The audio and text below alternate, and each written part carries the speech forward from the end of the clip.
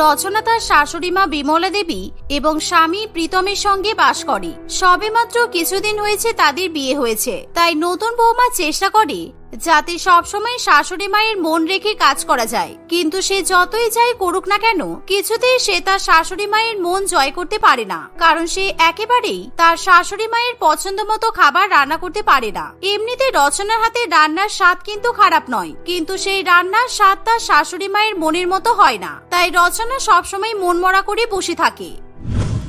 একদিন সে বসে বসে ভাবে কিভাবে সে তার শাশুড়ি মায়ের পছন্দ মতো খাবার রান্না করতে পারবে। সেই সময় তার শাশুড়ি মা তাকে ডাক দেয়।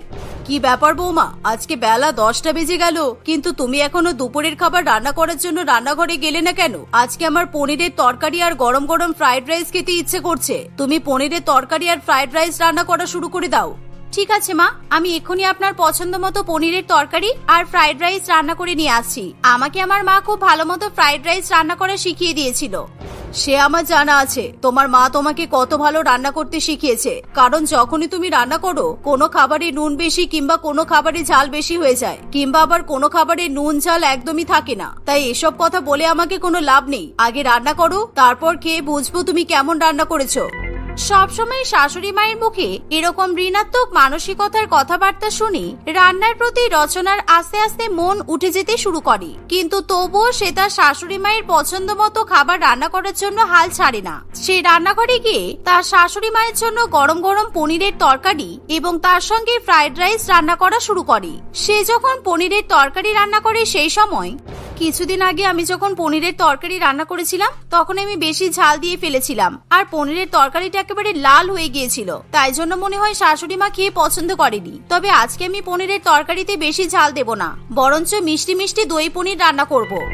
এই বলে রচনা বেশ কাজু বাদাম দিয়ে কিশমিশ দিয়ে মিষ্টি মিষ্টি করে দই পনিরের তরকারি এবং তার সঙ্গে ভেজিটেবল ফ্রাইড রাইস রান্না করে। আর সকলে মিলে যখন দুপুরবেলা খাবার টেবিলে একত্রিত হয় তখন বৌমা সবাইকে পনির এবং ফ্রাইড রাইস পরিবেশন করে দেয়। বাহ রচনা, তুমি তো পনিরের তরকারিটা দারুণ রান্না করেছো। আমি এরকম পনিরের তরকারি আগে কখনো খাইনি। বেশ মিষ্টি মিষ্টি খেতে হয়েছে, আর ফ্রাইড রাইসের সাথে তরকারি মাখিয়ে খেতে খুব ভালো লাগছে। হ্যাঁ, আজকে আমি একটু পনিরের তরকারিটা অন্যরকম ভাবে রান্না করেছি। ইউটিউবে আমি এই রান্নার রেসিপিটা দেখেছিলাম। মা, পনিরের তরকারিটা খেতে ভালো হয়েছে তো? ছি, এটা পনিরের তরকারি হয়েছে? আমি পনিরের তরকারি খাচ্ছি নাকি সন্দেশ খাচ্ছি কিছুই বুঝে উঠতে পারছি না। রান্নাতে আবার কেউ কখনো এত মিষ্টি দেয়, তার সাথে আবার মিষ্টি মিষ্টি ভেজিটেবল ফ্রাইড রাইস। তুমি জানো না ভেজিটেবল ফ্রাইড রাইস এমনিতেই মিষ্টি হয়, তার সাথে ঝাল ঝাল পনিরের তরকারি রান্না করতে হয়। একদম তুমি রান্না করতে পারোনি। তোমার হাতের রান্নার স্বাদ মোটেই ভালো নয়। আমার খাওয়ার ইচ্ছাটাই একেবারে মরে গেল। বিমলা দেবীর এই কথা শুনে রচনার খুবই খারাপ লাগে, কারণ সে তার শাশুড়ি মায়ের মন জয় করার জন্য খুবই কষ্ট করে রান্না বান্না করেছিল।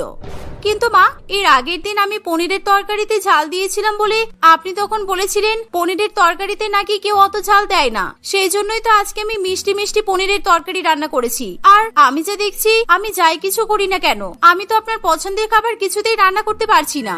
তুমি চাইলেও জীবনে কখনো আমার পছন্দের খাবার রান্না করতে পারবে না, কারণ আমি বাবার জন্মে এরকম মিষ্টি খাবার খাই না। আর তার আগের দিন তুমি যে পরিমাণে ঝাল দিয়েছিলে ওই পরিমাণ ঝালের তরকারি খেয়ে আমার পেটে সমস্যা হয়েছিল। কিন্তু তাই বলে তুমি যে আজকে এত মিষ্টি পনিরের তরকারি রান্না করবে সেটা আমি ভাবতেও পারিনি। রান্নাতে সবসময় মিষ্টি নুন পরিমাণ মতো দিতে হয়, তবেই ভালো খাবার রান্না করা যায়।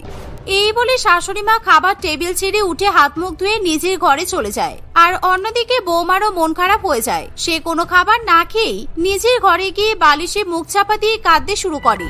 আরে তুমি কান্নাকাটি করছো কেন? আমার মা একটু কড়া ভাষায় শাসন করেছে বলে তুমি এরকম ভাবে কান্নাকাটি করবে বোকাদের মতো? তুমি বিশ্বাস করো, তোমার রান্না সত্যিই ভালো হয়েছিল। অন্তত আমার তো খেতে ভীষণ ভালো লেগেছে। তুমি একদম আমার মন রাখার জন্য কথা বলবে না, কারণ আমি যাই করি না কেন কিছুতেই তোমার মা আমার কোনো কাজে সন্তুষ্ট হয় না। সবসময় আমার রান্না বান্নায় কোনো না কোনো খুঁত ধরতেই থাকে। তোমার মা যদি সবসময় এরকম করে তাহলে আমি কি করে মনে বল পাবো বলো তো? আমার আর ভালো লাগছে না। আরে সবে 1 মাসও হয়নি যে তুমি বিয়ে করে শ্বশুর বাড়িতে এসেছো, তাই তোমার সবকিছু শিখতে সময় লাগবে। এত তাড়াতাড়ি যদি ভেঙে পড়ো তাহলে কি করে হবে? এই কথাটা তুমি তোমার মাকে গিয়ে বোঝাও। কোথায় তোমার মা নিজের মন পছন্দের রান্না বান্না আমাকে হাতে ধরে শিখিয়ে দেবে বা আমাকে সবকিছু শিখিয়ে পড়িয়ে নেবে তা নয়। উনি সবসময় আমাকে বকা দিতে ব্যস্ত থাকেন।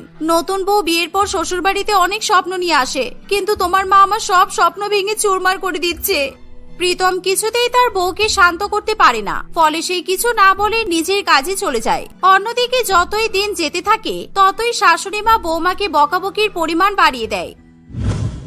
একদিন রচনা ভয়ে ভয়ে সকলের জন্য মটনের ঝোল এবং ভাত রান্না করে। সেই সময়, ইস, তুমি এরকম কাঁচা কাঁচা মটন রান্না করেছো কেন? তুমি মটনটা ভালো করে সিদ্ধ করনি? আর এরকম কাঁচা কাঁচা আষ্টে গন্ধ বেরোচ্ছে কেন? তুমি একদম ভালো রান্না করতে পারো না। দয়া করে তুমি এবার রান্না বান্না শেখার জন্য একটা কোনো কুকিং ক্লাসে ভর্তি হয়ে যাও, না হলে আর হচ্ছে না।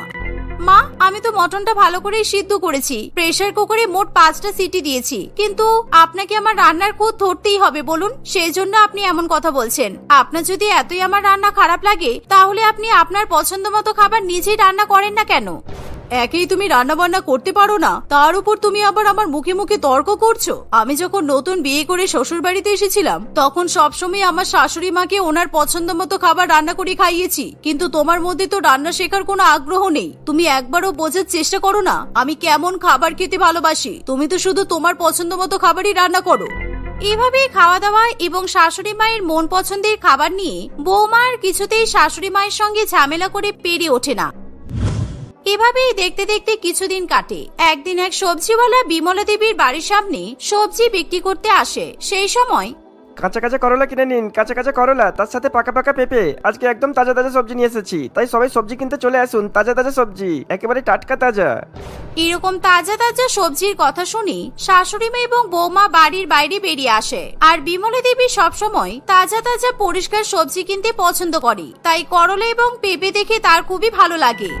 আজকে তো বেশ ভালোই সবজি নিয়ে এসেছিস, আমাকে 1 কেজি মতো কাঁচা করলা দে, আর দানা ছাড়া করলা দিবি কিন্তু, আর তার সাথে 2টো পাকা পেঁপে দিয়ে দে।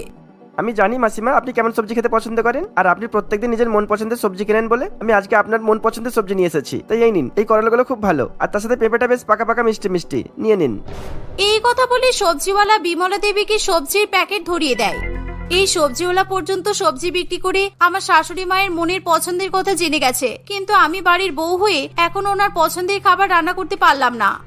এই যে বৌমা, আজকে রাত্রিবেলা তুমি ভালো করে কাঁচা করলার তরকারি আর তার সাথে পাকা পেঁপে দিয়ে মটরের ডাল রান্না করবে, ঠিক আছে? আর দয়া করে সবজিগুলো কিন্তু ভুলভাল রান্না করে নষ্ট করো না। ঠিক আছে মা, আপনি যেভাবে বলেছেন আমি সেভাবেই রান্না করব, আর প্রত্যেকটা রান্নাতে আমি পরিমাণ মতো নুন ঝাল মিষ্টি সবকিছু দেব।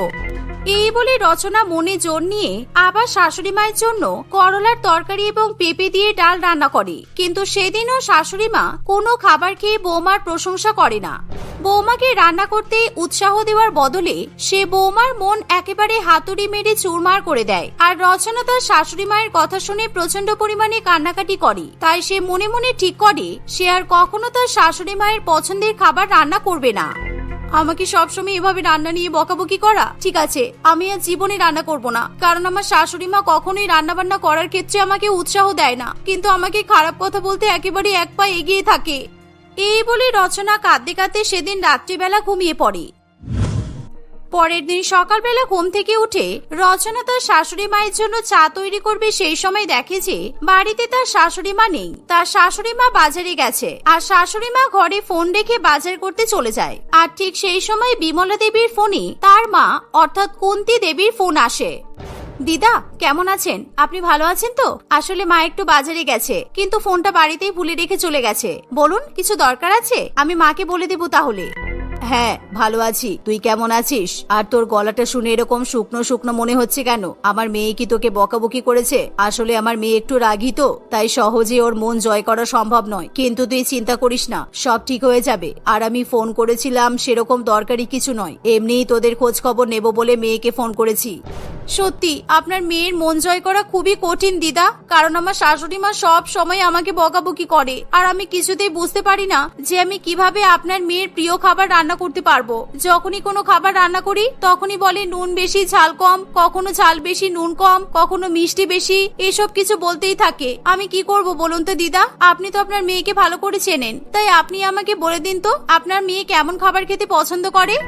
রচনার এরকম কথা শুনে কুন্তী দেবী হেসে ওঠে, আর সে রচনাকে কান্নাকাটি করতে একেবারে বারণ করে দেয়, কারণ কিভাবে নিজের মেয়ের পছন্দ মতো খাবার রান্না করতে হয় সেটা মা ছাড়া কেউ বলতে পারে না। আরে বোকা মেয়ে, তুই কান্নাকাটি করছিস কেন? তোর শাশুড়ি মা খাওয়া দাওয়া নিয়ে ভীষণ খুঁতখুঁতে, আমার মেয়ে তো, তাই আমি জানি। আমি তোকে যেভাবে বলছি তুই সেভাবেই রান্না করবি, কেমন? এই বলে কুন্তী দেবী রচনাকে সব রান্নাবান্না ভালো করে ফোনে শিখিয়ে দেয়। এর ফলে রচনার আবার রান্নাবান্না করার মতো মনে বল ফিরে আসে। তাই সে বাজারে গিয়ে তার শাশুড়ি মায়ের মন পছন্দ মতো বেগুন এবং ময়দা কিনে নিয়ে আসে। আর নিজের শাশুড়ি মা বাড়িতে ফিরে আসার আগেই সে ভালো করে বেগুনের ভর্তা এবং তার সঙ্গে ময়দা মেখে ভালো করে তন্দুরি রুটি তৈরি করে। আর প্রত্যেকটা রান্নায় সে নুনের পরিমাণ বেশি দেয় আর ঝালের পরিমাণ কম দেয় আর মিষ্টিও কম করে দেয়। আর সেই সাথে শাশুড়ি মায়ের সব থেকে পছন্দের জিনিস হিং ফোড়ন দিয়ে সে রান্নাবান্না করে। আসলে বিমলা দেবী যে হিং খেতে পছন্দ করত সেটা তার বৌমা জানতো না। আর আজকে যখন বিমলা দেবী দুপুরবেলা খাবার খেতে বসে, এই নিন মা, আমি আপনার সব থেকে পছন্দের খাবার পোড়া বেগুনের ভর্তা আর তার সাথে মাখন দিয়ে তন্দুরি রুটি রান্না করেছি। আশা করছি আজকে আপনার খেয়ে খুবই ভালো লাগবে। ছোটবেলার পছন্দের খাবার দেখে বিমলা দেবীর চোখে জল চলে আসে আর সে প্রচন্ড পরিমাণে অবাক হয়। সে খুব ভালো মতোই বুঝতে পারে নিশ্চয়ই তার বৌমা তার মায়ের কাছ থেকে এসব রান্নার কথা জেনেছে। তাই সে মনে মনে তার বৌমার উপর খুশি হয়। আর যখনই সে খাবার খেয়ে দেখে সেই খাবারের মধ্যে হিং দেওয়া আছে, তখন সে বলে, আজকে তুমি সত্যি আমার প্রিয় খাবার রান্না করেছো বৌমা। আমি এত ভালো খাবার কখনো খাইনি। আমার তো একেবারে মায়ের কথা মনে পড়ে গেল। নিশ্চয়ই তুমি আমার মায়ের কাছ থেকে শুনেছো, তাই তো? আসলে ছোটবেলায় আমি অতিরিক্ত গরম খাবার খেয়েছিলাম তো, তাই আমার জিভের সাদা কোষগুলো একটু নষ্ট হয়ে গেছে। কিন্তু আমি এই ব্যাপারটা কাউকে বলতে চাই না। তবে আজকে তুমি আমার মুখের স্বাদ আবার ফিরিয়ে নিয়ে এসেছো। আজকে তুমি আমার পছন্দের খাবার রান্না করে আমার মন জয় করে নিয়েছো বৌমা। আসলে ছোটবেলায় বিমলা দেবীর অতিরিক্ত গরম খাবার খাওয়ার অভ্যাস ছিল, সেই জন্য তার জিভের স্বাদকোষ একেবারে নষ্ট হয়ে যায়। তাই সে একটু অন্যরকমের খাবার খেতে পছন্দ করে। আর এই কথা যখন রচনা জানতে পারে, তখন সে তার শাশুড়ি মায়ের পছন্দ মতো খাবার রান্না করে ফেলে। আর তার কাছে এখন শাশুড়ি মায়ের মন পছন্দের খাবার রান্না করা কোনো ব্যাপারই নয়। এখন শাশুড়ি মা তার বৌমার হাতের খাবার খেতে ভীষণ পছন্দ করে। এভাবেই সবাই মিলে সুখে শান্তিতে সংসার করতে থাকে। কিরে ভাই, আমরা কি শুনলাম? তুই নাকি তুই যমজ বোনকে একসাথে বিয়ে করবি বলে ঠিক করেছিস। এ তো অদ্ভুত ঘটনা। আমাদের এলাকার মানুষজন এরকম ঘটনা আগে কখনোই শোনেনি। এটা কি সত্যি? হ্যাঁ রে, তুই একদমই ঠিকই শুনেছিস। দুই যমজ বোনের সঙ্গে আমার বিয়ে ঠিক হয়েছে, আর 2 সপ্তাহ পরে আমার বিয়ে। আর তাছাড়া এতে অত বেশি অবাক হওয়ার তো কিছু নেই। দেখ না, কদিন আগেই তো কাঞ্চন মল্লিকের মতো রোগাপটকা একটা লোক আবার একটা বিয়ে করলো, আর আমি করলেই দোষ। শোন ভাই, বউ মানেই হলো ঝামেলা। একটা বউ নিয়েই তো আমি একেবারে পাগল হয়ে যাচ্ছি। বাইরে বেরোলে বাড়িতে তো যেতেই ইচ্ছা করে না। বাড়ি গেলেই ঝগড়া ঝামেলা শুরু। কখনো বউয়ের সঙ্গে আমার বোনের ঝগড়া হচ্ছে, কখনো আমার মায়ের সঙ্গে আমার বউয়ের ঝগড়া হচ্ছে, আর তারপর বাকি সময়টা আমার বউয়ের সঙ্গে আমার ঝগড়া হয়। আর সেখানে তুই 2 যমজ বোনকে একসঙ্গে বিয়ে করছিস। এখনো সময় আছে, তো সিদ্ধান্ত পরিবর্তন করে নে।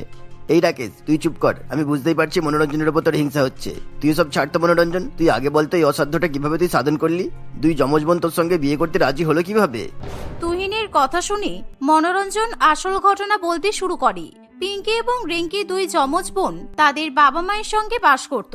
তারা 2 যমজ বোন দেখতে একেবারে হুবহু একই রকমের ছিল। তাদের মধ্যে পৃথকীকরণ বা শনাক্তকরণ করার মতো কোনো রকমেরই উপায় ছিল না। কিন্তু তাদের 2 যমজ বোনের মধ্যে কোনো রকমের ভালোবাসাও ছিল না। তারা সবসময় যেন শত্রুর মতোই একে অপরের সঙ্গে ঝগড়া করে থাকে। এখন তারা বিবাহ উপযোগী হয়ে যাওয়ার পরও বিভিন্ন ছোট বড় কারণে তাদের মধ্যে ঝগড়া লেগেই থাকে। এমনকি একদিন তাদের 2 বোনকে পাত্রপক্ষ দেখতে আসে, আর সেই পাত্রকে পিঙ্কি এবং রিঙ্কি 2 বোনেরই একসঙ্গে পছন্দ হয়ে যায়। ওই ছেলেটাকে আমার খুব পছন্দ হয়েছে, আর আমি ওই ছেলেটাকেই বিয়ে করব। আমি এখনই গিয়ে বাবা মাকে জানিয়ে দিচ্ছি। এই, তুই আবার আমার সঙ্গে শত্রুতা করা শুরু করেছিস? ওই ছেলেটাকে আমার পছন্দ হয়েছে। ছেলেটা দেখতে কি হ্যান্ডসাম। এতদিন পর কোনো ছেলেকে আমার পছন্দ হয়েছে, আর আমি ওই ছেলেটাকে বিয়ে করব। এ তো ভারী সমস্যা। আমাদের দুজনেরই একই ছেলেকে পছন্দ হলো। আচ্ছা চল, ঝগড়া করার আগে ওই ছেলেটাকে গিয়ে জিজ্ঞাসা করি ও কাকে বিয়ে করতে চায়। ও যাকে বিয়ে করতে চাইবে তার সঙ্গে ওর বিয়ে হবে। চল। এই বলে পিঙ্কি এবং রিঙ্কি মদন নামে সেই পাত্রের কাছে যায়। আচ্ছা শোনো, আমাদের 2 যমজ বোনেরই তোমাকে পছন্দ হয়েছে। তোমার কাকে পছন্দ হয়েছে বলো তো? আমাদের দুজনের মধ্যে তুমি কাকে বিয়ে করতে চাও? তোমাদের দুজনকে তো একই রকম দেখতে, পুরো সেম টু সেম। তাই যে কোনো একজনকে বিয়ে করলেই হবে, আমার কোনো আপত্তি নেই। এমন কথা শুনে পিঙ্কি এবং রিঙ্কি 2 বোনই সেই ছেলেটার উপর প্রচন্ড পরিমাণে রেগে যায়, আর তারা মদনকে অপমান করে বাড়ি থেকে তাড়িয়ে দেয়। এভাবে কিছুদিন পরপরই পিঙ্কি এবং রিঙ্কি 2 যমজ বোনকে পাত্রপক্ষ দেখতে আসে। কিন্তু কোনো ছেলেকেই পিঙ্কি এবং রিঙ্কি সেরকম ভাবে আর পছন্দ হয় না। একদিন খবর পেয়ে মনোরঞ্জনও 2 যমজ বোনকে দেখতে চলে আসে, আর এবারও মনোরঞ্জনকে পিঙ্কি এবং রিঙ্কি 2 বোনেরই খুবই পছন্দ হয়। তাই তারা নিজেদের মধ্যে আবার ঝগড়া করা শুরু করে দেয়। দেখ, যতই হোক না কেন আমি তোর থেকে 2 মিনিটের বড়, সেই হিসেবে তো তোর আগে আমার বিয়েটাই হওয়ার কথা। তাই এবার কিন্তু এই ছেলেটাকে আমি বিয়ে করব। তোর জন্য যদি এই ছেলেটা এবার হাতছাড়া হয়েছে তাহলে কিন্তু খুব খারাপ হয়ে যাবে বলে দিলাম। 2 মিনিটের বড় হয়ে তুই নিজেকে কি মনে করছিস? তুই আমার পছন্দ করা ছেলের সঙ্গে বিয়ে করে সংসার করবি আর আমি সেটা বাড়িতে বসে বসে দেখবো? হ্যাঁ, হতেই পারে না। মনোরঞ্জনকে আমি বিয়ে করব। দুই বোনকে এভাবে ঝগড়া করতে দেখে মনোরঞ্জন তাদের কাছে এসে বলে, আচ্ছা আমি একটা কথা বলবো, আসলে তোমরা যেমন তুই যমজ বোন আমাকে পছন্দ করেছো, সেরকমই তোমাদের দুজনকেই আমার পছন্দ হয়েছে। তাই তোমরা বেকার ঝগড়া করো না, দুই বোনই আমাকে বিয়ে করতে পারো। কারণ আমার বাড়িতে আমার মা বাবা ভাই বোন কেউ নেই, আর অত বড় বাড়িতে কেবলমাত্র আমি একাই থাকি। তাই আমাকে যদি তোমরা দুই যমজ বোন বিয়ে করো তাহলে কিন্তু কোনো অসুবিধাই হবে না তোমাদের। মনোরঞ্জনের কথা শুনে পিঙ্কি এবং রিঙ্কি দুজনেরই খুবই ভালো লাগে। আরে বাহ, এরকম কিছু তো আমাদের মাথায় আগে আসেনি। যা, তোমার প্রস্তাব কিন্তু আমাদের দুই বোনেরই খুবই ভালো লেগেছে। আমাদের দুজনেরও তোমাকে বিয়ে করতে কোনো অসুবিধা নেই। আর আমাদের বাবা মাকে ভালো মতো বোঝালে বাবা মাও আমাদের খুশির জন্য রাজি হয়ে যেতে পারে। এই শুনে মনোরঞ্জন খুবই খুশি হয়। এভাবেই দুই যমজ বোনের সঙ্গে খুব সহজেই মনোরঞ্জনের বিয়ে ঠিক হয়ে যায়। আর সেই খবর চারিদিকে খুবই দ্রুত গতিতে ছড়িয়ে পড়ে। এরকম অদ্ভুত ব্যাপার নিয়ে সকলেই নিজেদের মধ্যে আলোচনা করতে থাকে। কিন্তু মনোরঞ্জন শুধুমাত্র নিজের বিয়ের জন্য দিন গুনতে থাকে, কারণ একসঙ্গে দুই বোনকে বিয়ে করতে পারবে বলে মনোরঞ্জন নিজেকে খুবই সৌভাগ্যবান বলে মনে করতে থাকে। দেখতে দেখতে মনোরঞ্জনের সঙ্গে পিঙ্কি এবং রিঙ্কি দুই যমজ বোনের বিয়ে হয়ে যায়। বিয়ের পর, আচ্ছা মনোরঞ্জন, আমার রুমটা কোনটা আমাকে দেখিয়ে দাও, আমি ড্রেসটা চেঞ্জ করব। হ্যাঁ, এই যে এই ডান দিকের ঘরটা তোমার, আর রিঙ্কি এই বাঁ দিকের ঘরটা তোমার। যাও তোমরা নিজের নিজের ঘরে গিয়ে রেস্ট করো, আমি একটু বাইরে থেকে বন্ধুদের সঙ্গে দেখা করে আসি। এই দাঁড়াও, তুমি এখন কোথাও যাবে না। আমার রুমটা দেখে মনে হচ্ছে রিঙ্কির ঘরটা থেকে আমার ঘরটা ছোট। আমি আগে ভালো করে দেখব। আমি কিন্তু ছোট রুমে থাকবো না, আমার বড় রুম পছন্দ। বিয়ে করে শ্বশুর বাড়িতে আসতে পারলি না, অমনি আমার সঙ্গে পায়ে পা বাঁধিয়ে ঝগড়া করা শুরু করে দিলি। নিজের রুম ছেড়ে আমার রুমটা তোর পছন্দ হলো? আমার তো তোর রুমটা দেখে বড় মনে হচ্ছে, বরং আমার রুমটা ছোট। আরে না না, দুটোই রুম সেম সাইজের, কোনো তফাৎ নেই। ঘরের ফার্নিচারের জন্য শুধুমাত্র এরকম মনে হচ্ছে, দুটো রুম তো সেম মাপেরই বানানো হয়েছিল। না না, এটা হতেই পারে না। দুটো রুম এক কিছুতে হতেই পারে না। আমার চোখ অতটাও খারাপ নয়। মনোরঞ্জন, তুমি এক কাজ করো তো, তুমি মেজারিং টেপ নিয়ে এসো। আমি মেজারিং টেপ দিয়ে মেপে দেখব কোন রুমটা বড়। যদি দুজনের রুম একই সাইজের হয় তাহলে আমার কোনো আপত্তি থাকবে না। আমরা দুজনেই তোমার বউ, তাই সবকিছুতেই আমাদের তো সমান অধিকার থাকা দরকার, তাই না? পিঙ্কির কথা শুনে মনোরঞ্জন প্রচন্ড পরিমাণে অবাক হয়। ওরে বাবা, এখন তুমি মেজারিং টেপ দিয়ে মাপ করে দেখবে? এ কি ঝামেলায় পড়লাম। ঠিক আছে দাঁড়াও, তোমাদের বিশ্বাস হচ্ছে না তো আমি এখনই তোমাকে মেজারমেন্ট করে টেপ দিয়ে তোমাকে মেপে দেখাচ্ছি। কিন্তু তার আগে তোমরা তো তোমাদের ভারী ভারী লেহেঙ্গাগুলো খুলে ফ্রেশ হয়ে নিতে পারতে। আচ্ছা যাক, দাঁড়াও আমি আসছি। মনোরঞ্জন মেজারিং টেপ নিয়ে এলে তারা তিনজনে মিলে খুব ভালো মতো দুটো ঘর মেপে দেখে। কিন্তু দুর্ভাগ্যবশত দুটো ঘর মাপার পর দেখা যায় রিঙ্কির ঘর সত্যি সত্যি পিঙ্কির ঘরের থেকে মাত্র হাফ ফুট বড়। আর এই দেখে পিঙ্কি প্রচন্ড পরিমাণে রেগে যায়। দেখলি, আমার চোখের আন্দাজ যতটাও খারাপ নয়। আমি বললাম তো, আমার রুম থেকে তোর রুমটা বেশি বড় মনে হচ্ছিল। আর আমি যেহেতু তোর থেকে 2 মিনিটের বড়, তাই এই বড় ঘরটাতে আমি থাকবো। বাবা, তুই কি মামার বাড়ির আবদার পেয়েছিস নাকি? তুই বললি আর তোকে সহজেই আমি আমার ঘরটা ছেড়ে দেব? আমি তোকে কিছুতেই আমার ঘর দেব না। মনোরঞ্জন তোকে যেই ঘরে থাকতে বলেছে তুই সেই ঘরেই থাকবি। আর আমার ঘরটা মাত্র হাফ ফুট বড়। তুই এরকম করছিস যেন মনোরঞ্জন আমাকে রাজপ্রাসাদে থাকতে দিয়েছে আর তোকে কুড়ে ঘরে থাকতে বলেছে। এভাবেই দুই বোন ঘর নিয়ে ঝগড়া করতে শুরু করে দেয়। মনোরঞ্জন কিছুতেই দুই বোনকে শান্ত করতে পারে না। কিছুক্ষণের মধ্যেই দুই বোনের ঝগড়া তর্কাতর্কি মারপিটে পরিণত হয়। তারা দুই বোন বিয়ের ভারী ভারী লেহেঙ্গা গহনা পরে একে অপরের সঙ্গে মারপিট করতে থাকে। দুই বোনে একে অপরকে আঘাত করতে করতে একে অপরের লেহেঙ্গাও ছিঁড়ে দেয়। আরে আরে, তোমরা কি করছোটা কি? বিয়ে করে শ্বশুর বাড়িতে এসেই তোমরা দুজনে মারপিট করা শুরু করে দিয়েছো। এগুলো কিন্তু একদমই উচিত নয়। পাড়াপড়শি কি বলবে বলো তো? এই বলে মনোরঞ্জন দুই বোনের ঝগড়া মারপিট থামানোর চেষ্টা করে। আর তাদের সঙ্গে হাতাহাতি করতে গিয়ে মনোরঞ্জন তার দুই নতুন বউয়ের হাতে মার খেয়ে যায়। বাপরে বাপ, আমি তো মহাবিপদে পড়ে গেলাম। এদেরকে শান্ত করতে গিয়ে আমিও তো মার খেয়ে গেলাম। কি জ্বালাই পড়লাম, জানি না এরা কতক্ষণে শান্ত হবে। আমি বরং যাই, বাড়ি থেকে ঘুরে আসি, এসব আর নেওয়া যাচ্ছে না। এই বলে মনোরঞ্জন বাইরে চলে যায়। রাত্রিবেলা মনোরঞ্জন ভয়ে ভয়ে বাড়িতে এসে দেখে তাদের দুই বোনের মধ্যে ঘর নিয়ে মীমাংসা হয়ে গেছে আর তারা দুজনেই শান্ত হয়ে এক জায়গায় বসে আছে। এই দেখে মনোরঞ্জন খুবই খুশি হয়। মনোরঞ্জনকে দেখে পিঙ্কি বলে, ও ওই তো আমাদের বরমশাই এসে গেছে। এই রিঙ্কি, তুই যা তাড়াতাড়ি রাতে রান্নাটা করে নে। তুই আজকে রান্না কর, কালকে আমি রান্না করব। মনোরঞ্জন, এসো, ততক্ষণে তুমি আর আমি দুজনে মিলে গল্প করি। ও, তুই খুব চালাক তাই না? আমাকে রান্নাঘরে পাঠিয়ে তুমি আমার বরের সঙ্গে বসে বসে গল্প করবে কেন? আজকে তো আমারও বিয়ে হয়েছে, আমার কি ইচ্ছা করে না নতুন বরের সঙ্গে বসে বসে গল্প করার? আজকে তুই রান্না করবি, আমি মনোরঞ্জনের সঙ্গে গল্প করব। এই বাদজিমি, সবকিছুতে তোর প্রবলেম কেন রে? আমি যখন বলেছি আজকে তুই রান্না করবি, তখন তোকেই করতে হবে, কারণ আজকে আমি খুব টায়ার্ড। সারাদিন ভারী ভারী লেহেঙ্গা পরে গহনা পরে আমি ভীষণ ক্লান্ত হয়ে গেছি। ও আচ্ছা, আমি বুঝি কোনো কিছু না পরে বিয়েটা করে ফেলেছি। তুই তো একাই মানুষ তাই না? আমি তো মানুষ নই, আমি তো ক্লান্ত হতে পারি না। আজকে শ্বশুর বাড়িতে এসে আমার প্রথম দিন, আমি রান্না করব না, কালকে আমি রান্না করব। যা তুই রান্না কর। দুই বোনকে এভাবে রান্না করা নিয়ে তর্ক বিতর্ক করতে দেখে মনোরঞ্জন ভীষণ পরিমাণে চাপে পড়ে যায়। সে মনে মনে ভাবে, এই বুঝি দুজনের মধ্যে আবার ঝগড়া হলো বুঝি।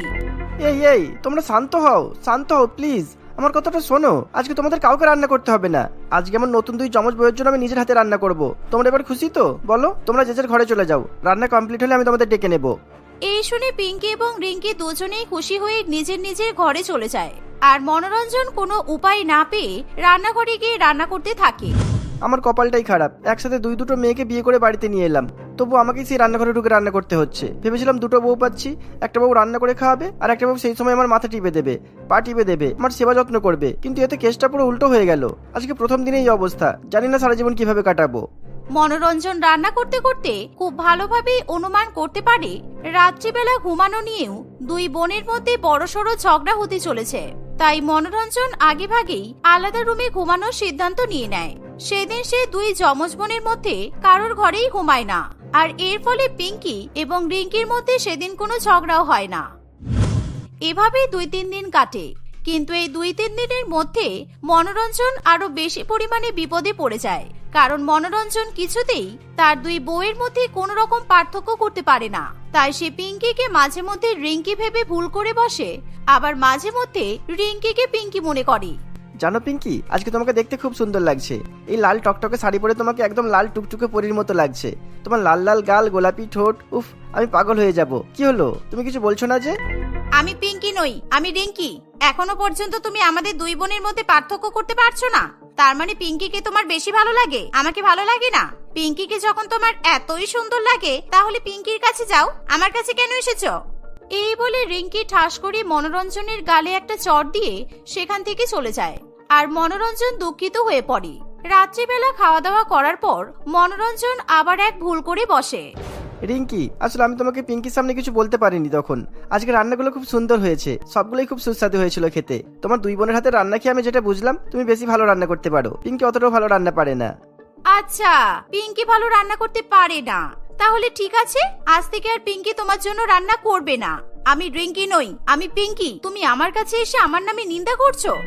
এই শুনে মনোরঞ্জন খুবই ভয় পেয়ে যায়। সে কিছু বলতে যাবে তার আগেই পিঙ্কি মনোরঞ্জনের গালে ঠাস করে একটা চড় বসিয়ে দেয়। এভাবেই মনোরঞ্জনকে প্রতিটা মুহূর্তে ভয়ে ভয়ে দিন কাটাতে হয়। এভাবেই প্রায় 1 সপ্তাহ কাটে। কিন্তু একদিন যখন মনোরঞ্জন অফিস থেকে বাড়িতে ঢোকে, তখন সে দেখে যে তার দুই যমজ বোন নিজেদের মধ্যে ভীষণ বাজেভাবে মারপিট করছে। দুই বোন একে অপরের দিকে ঘরের বিভিন্ন জিনিসপত্র ছোড়াছুড়ি করছে। মনোরঞ্জন কিছু বলতে যাবে তার আগেই একটা বড় ফুলদানি মনোরঞ্জনের মাথায় এসে লাগে। এর ফলে মনোরঞ্জনের মাথায় প্রচন্ড পরিমাণে আঘাত লাগে। তার মাথা ফেটে গল গল করে রক্ত বেরোতে থাকে। অনেক হয়েছে, আর নয়। তোমাদের দুই যমজ বোনকে নিয়ে সারা জীবন সংসার করা কোনো মতেই আমার পক্ষে সম্ভব নয়। তোমাদের দুজনকে বিয়ে করাই আমার জীবনের সবচেয়ে বড় ভুল হয়েছে। আমি তোমাদের দুজনকেই ডিভোর্স দিতে চাই, আর তোমরা এখনই আমার বাড়ি থেকে বেরিয়ে যাও। মনোরঞ্জন কিছুতেই পিঙ্কি এবং রিঙ্কির সঙ্গে থাকতে চায় না। সে তাদের দুই বোনকে বাপের বাড়িতে পাঠিয়ে দেয়। কয়েক মাসের মধ্যেই মনোরঞ্জন দুই বোনকে ডিভোর্স দিয়ে দেয়। এরকম ঘটনা জানাজানি হলে পিঙ্কি এবং রিঙ্কি দুই বোনকে কেউ আর বিয়ে করতে চায় না। অন্যদিকে মনোরঞ্জনেরও বিয়ের প্রতি পুরোপুরি ভরসা উঠে যায়। তাই সেও আর বিয়ে না করে সারা জীবন সিঙ্গেল থাকার সিদ্ধান্ত নেয়।